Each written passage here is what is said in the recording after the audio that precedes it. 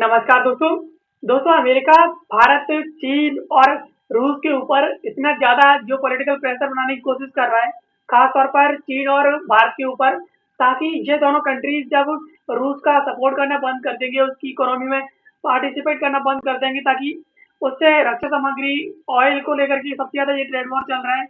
Oil खरीदना बंद कर देंगे और जहाँ तक रूस की इकोनॉमी को सपोर्ट करने वाली हर चीज़ खरीदना बंद कर देंगे, तो रूस अपने आप घुटनों पर आ जाएगा, ऐसा जो है ट्रम्प को लगता है। लेकिन जिस तरीके से रूस सेल्फ डिपेंडेंट है, हमें नहीं लगता कि वो जो है घुटनों पर आएगा। लेकिन अमेरिकी राष्ट्रपति लगातार कोशिश कर रहे हैं कि कैसे भी करके भारत पर इनके द्वारा पहले 25% तक टैरिफ लगाया गया था, उस टैरिफ को इनके द्वारा इंक्रीज करके 50% किया गया और उसके बाद अब इनके द्वारा ईयू से कह करके भारत और चीन पर इस टैरिफ को 100% तक बढ़ाने की इनके द्वारा घोषणा की गई थी कि ईयू के कंट्री जितने भी हैं वो सबके सब मिलकर के भारत और चीन के ऊपर 100% तक टैरिफ लगाएं, ताकि ये अपनी इकोनॉमी जब कमजोर होती हुई दिखेगी तो अपने आप से रूस से जितनी भी इनके साथ ट्रेड चल रही है उसे ये खरीदना बंद कर देंगे। और अभी हाल ही में इनके द्वारा ऐसा ही किया गया है, जब भारत के द्वारा, चीन के द्वारा और अदर जो कंट्रीज हैं जो लगातार रूस से तेल और रक्षा सामग्री खरीद रहे हैं, उनके द्वारा इनको टारगेट किया गया कि जब इसके खुद के जो नेटवर्क की कंट्रीज हैं वो खुद रूस से रक्षा सामग्री और तेल खरीद रहे हैं, तो ये किस मुंह से भारत और चीन को इस तरीके से टारगेट कर रहा है। तो उसके ही इसको ही जवाब में इनके द्वारा अब जितने भी नेटो के कंट्रीज हैं उनसे ये डिमांड की गई है कि नेटो के सभी कंट्रीज मिल करके अब रूस से जो भी तेल खरीद रहे हैं उस तेल को कट करें, और अगर ये ऐसा नहीं करते हैं तो इनके द्वारा ये भी वार्निंग देते हुए कहा गया है कि वो मेरा टाइम बर्बाद कर रहे हैं अगर ऐसा नहीं करते हैं तो। यानी इनकी वार्निंग के बावजूद, इनके द्वारा लगाए गए प्रतिबंधों के बावजूद नेटो के कंट्रीज लगातार रूस से तेल और रक्षा सामग्री खरीद रहे हैं, और अब इनके द्वारा फाइनली डिमांड की गई है कि कैसे भी करके जितने भी नेटो के कंट्रीज है वो तेल खरीदना बंद कर दें रूस से। और जिस तरीके से अमेरिका के द्वारा सेंक्शंस लगाए गए हैं, प्रतिबंध लगाए गए हैं, तो अब कोई भी कंट्री, नेटो का कंट्री अब रूस से ऑयल यानी तेल नहीं खरीदेगा। और अभी हाल ही में इनके द्वारा सोशल ट्रूथ नामक अपने प्लेटफॉर्म पर भी कहा गया था कि हम मैं नेटो के साथ एक बड़ा रूस के ऊपर एक बड़ा प्रतिबंध लगाने के लिए तैयार हूँ। जैसे ही नेटो कंट्रीज तैयार रहेंगे, हम जो है इस तरीके का काम करेंगे और रूस पर इतना बड़ा प्रतिबंध लगाएंगे। इसके साथ नेटो के कंट्रीज के साथ वो एक कमिटमेंट करना चाहते हैं कि हम जो है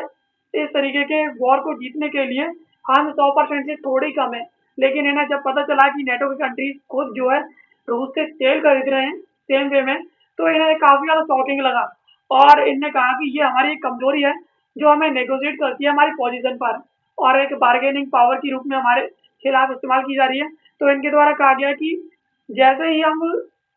नेटो की कंट्रीज मिलकर के रूस के ऊपर 50 से 100% तक टैरिफ प्लेस करेंगे, तो चीन और भारत जैसी जो कंट्रीज हैं जो रूस को सपोर्ट कर रहे हैं, उसे इकोनॉमिकली उसकी हेल्प कर रहे हैं, उससे हथियार खरीद रहे हैं, तेल खरीद रहे हैं, तो वो जब उनके खुद के ऊपर, उनकी इकोनॉमी के ऊपर इस तरीके का टैरिफ लगेगा, तो वो खुद जो है रूस से तेल खरीदना, सामग्री खरीदना बंद कर देंगे। तो इस तरीके से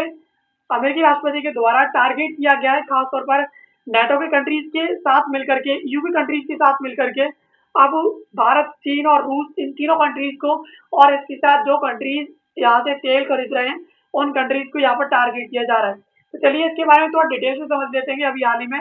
अमेरिकी राष्ट्रपति के द्वारा अपने जो भाषण दिया गया और सोशल ट्वीट पर जो कमेंट किया गया है उसके बारे में इनने क्या कहा है, चलिए समझ लेते हैं।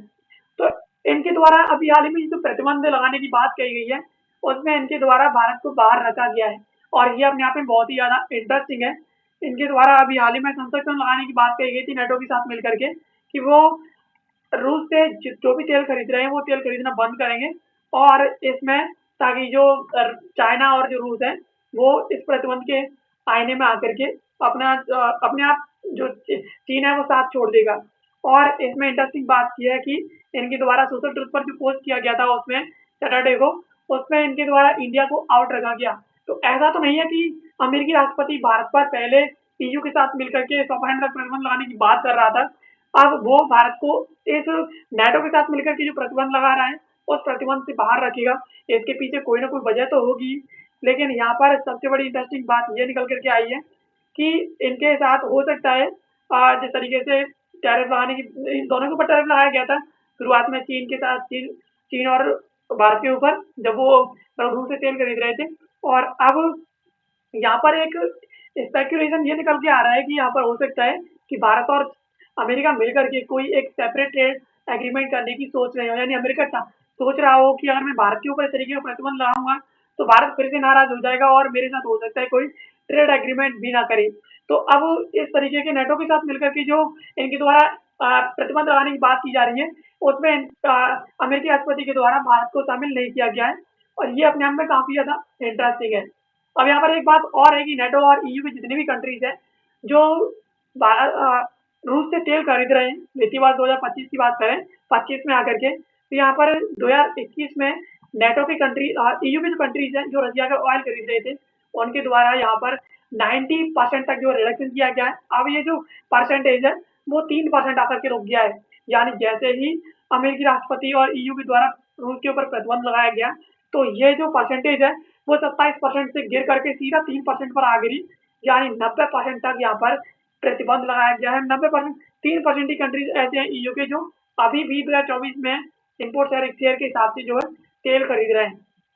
और इसके अलावा नेटो की जो एलाइज है जिसमें तुर्की आता है, ईयू के मेंबर्स है, जापान है, साउथ कोरिया है, ये लगातार जो है अभी भी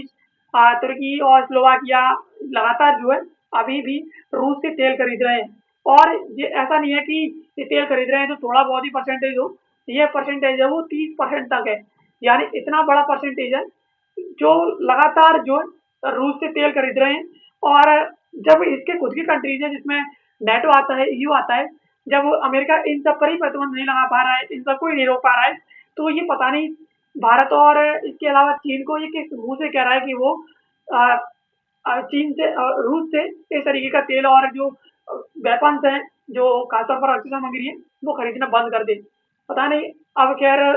ये चीज अब आकर के ट्रम्प को बुरी लग रही हो, तो अब ट्रम्प ने हो सकता है अब सीधा जो है नेटो की कंट्रीज पर ही डिमांड करता है और उनसे कहा है कि हम साथ मिलकर के अब रूस के ऊपर प्रतिबंध लगाएंगे, और ताकि और इसके साथ जो कंट्रीज रूस की इकोनॉमी को सपोर्ट कर रहे हैं उसके ऊपर भी प्रतिबंध लगाएंगे, जिसमें चीन को कंसिडर किया गया है इनके द्वारा।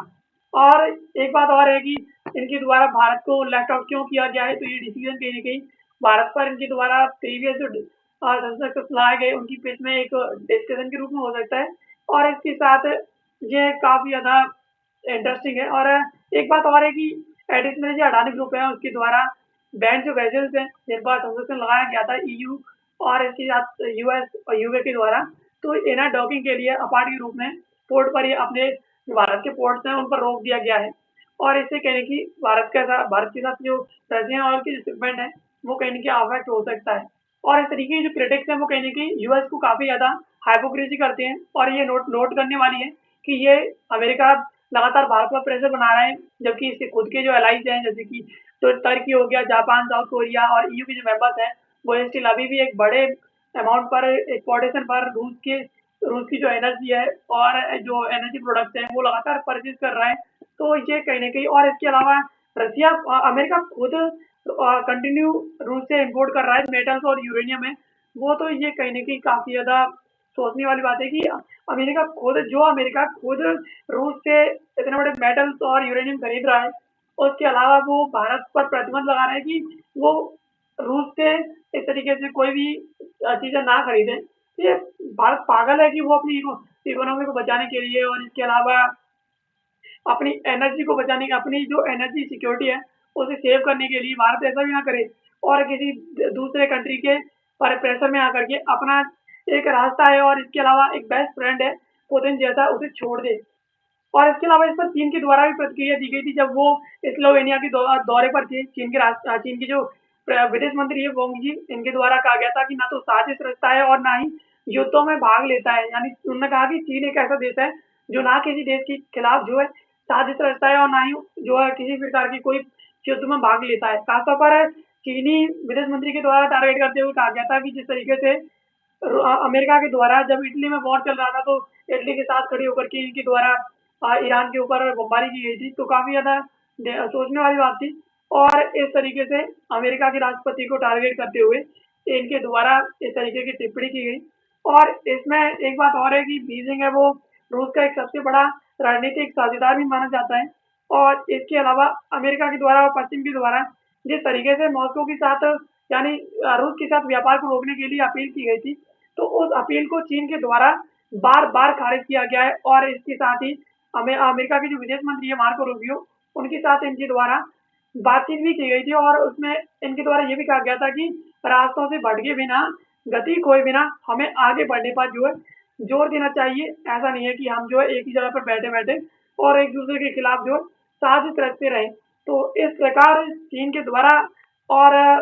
काफ़ी ज़्यादा जो है क्रिटिसाइज़ किया गया अमेरिका को। यहाँ पर एक बात इंटरेस्टिंग ये निकल के आती है कि अब अमेरिका ने पहले तो ईयू को टारगेट किया था, ईयू से किया था कि कैसे भी करके रूस के ऊपर, चीन के ऊपर, भारत के ऊपर टैरिफ लगाओ 2% और इसके बाद अब ये नेटो के साथ भी ऐसा ही कर रहा है कि नेटो भी अब आकर के इस प्रकार से टैरिफ लगाए। लेकिन नेटो के साथ करने से पहले इनके द्वारा भारत को बाहर निकाल लिया गया है, जो एक इनकी रणनीतिक सोच और एक हो सकता है कोई नई चाल हो सकती है इनकी। तो अपने आप में काफ़ी ज़्यादा इंटरेस्टिंग है, जो आपको मैं आगे आने वाली खबरों में बताऊँगा। ऐसी वीडियोज़ के लिए आप हमारे चैनल को सब्सक्राइब कर लीजिए। मिलते हैं किसी अगले वीडियो में किसी नए और महत्वपूर्ण टॉपिक के साथ। तब तक के लिए आप सभी का बहुत-बहुत धन्यवाद।